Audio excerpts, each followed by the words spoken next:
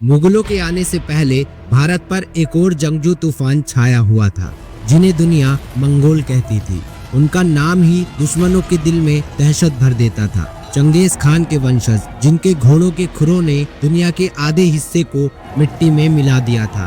अब उनकी नजर थी भारत के दिल दिल्ली पर। मंगोल दिल्ली को अपने पैरों तले कुचलने का सपना लेकर भारत की ओर तेजी से बढ़ने लगे, लेकिन उनका सपना चूर चूर करने के लिए दिल्ली का सुल्तान अलाउद्दीन खिलजी तैयार था। वो खुद भी एक बेरहम और क्रूर सुल्तान था, लेकिन बाहर से आने वाले जल्लादों का उसने तलवार की धार से स्वागत किया और 6 फरवरी 1298 को दिल्ली के इस सुल्तान अलाउद्दीन खिलजी ने मंगोलों को ऐसा सबक सिखाया जो उनके वंशज कभी नहीं भूल पाए।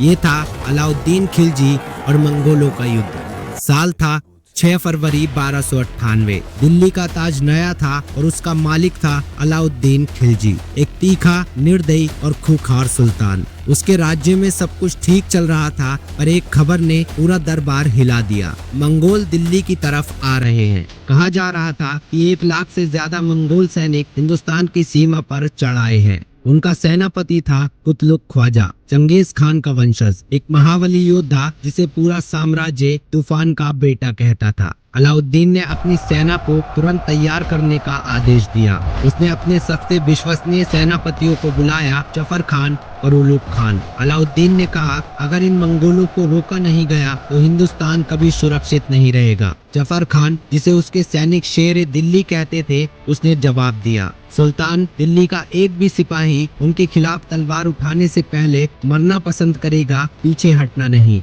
युद्ध का मैदान चुना गया जालौर और झेलम के बीच, जहां आज के पाकिस्तान के क्षेत्र में ये लड़ाई हुई। 6 फरवरी 1298 की सुबह हवा में धूल थी, सूरज निकल चुका था और दोनों सेनाएं आमने सामने थी। एक तरफ मंगोल सेना, घोड़ों पर बैठी हुई तेज तीरंदाज, जंग के लिए पैदा हुए लोग। दूसरी तरफ अलाउद्दीन खिलजी की फौज, हिंदुस्तान के वीर जो अपनी मिट्टी के लिए मरने को तैयार थे। दोनों सेनाओं के बीच मैदान में मौत का सन्नाटा था। फिर एक जोर का नारा गूंजा, अल्लाहू अकबर, और दोनों सेनाएं एक दूसरे पर टूट पड़ी। युद्ध के दौरान सबसे आगे था जफर खान। उसने अपने घोड़े को झटका दिया और मंगोलों के बीच घुस गया। उसके हाथ में तलवार बिजली की तरह चमक रही थी। हर वार के साथ मंगोल गिर रहे थे। कहा जाता है कि जफर खान ने कुतलुक ख्वाजा के कैंप तक अकेले ही प्रवेश कर लिया था। ऐसा जुनून था उनके अंदर। लेकिन मंगोल चालाक थे, उन्होंने उसे घेर लिया। उसने एक एक करके कई मंगोल सेनापतियों को धूल चटा दी और जब उसका घोड़ा गिर गया तब उसने तलवार जमीन में गाड़ कर कहा, जिंदा न सही लेकिन दिल्ली का नाम ऊंचा रहेगा। और वहीं वीर जाफर खान शहीद हो गया।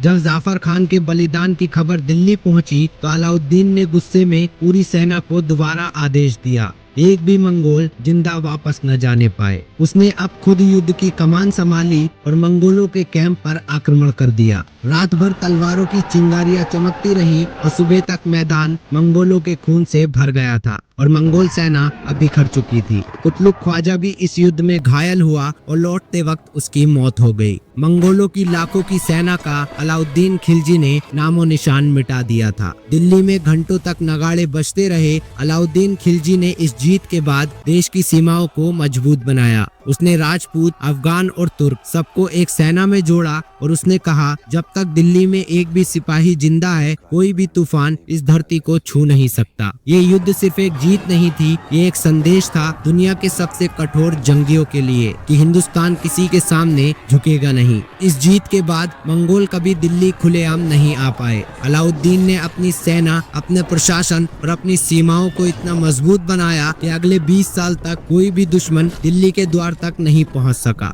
6 फरवरी 1298 का वो दिन सिर्फ एक युद्ध नहीं, एक जुनून था, एक देशभक्ति का संकल्प था और एक बादशाह का जुनून और एक सेनापति की शहादत थी। ये कहानी हमेशा याद दिलाती है कि जब भी दुश्मन ने भारत की मिट्टी की तरफ देखा तो उस मिट्टी से ऐसे शेर निकले जिन्होंने उसके सपने मिट्टी में मिला दिए। और भले ही अलाउद्दीन को इतिहास ने क्रूर, निर्दयी और जाने क्या क्या नाम दिए हों, मगर इस बात को भी नहीं झुटलाया जा सकता कि अलाउद्दीन न होता तो शायद भारत बर्बाद हो गया होता। भारत को मंगोलों जैसी तबाही से बचाने का क्रेडिट हमेशा अलाउद्दीन के नाम दर्ज रहेगा। आप इस बारे में क्या सोचते हैं? कमेंट में अपनी राय जरूर देकर जाना।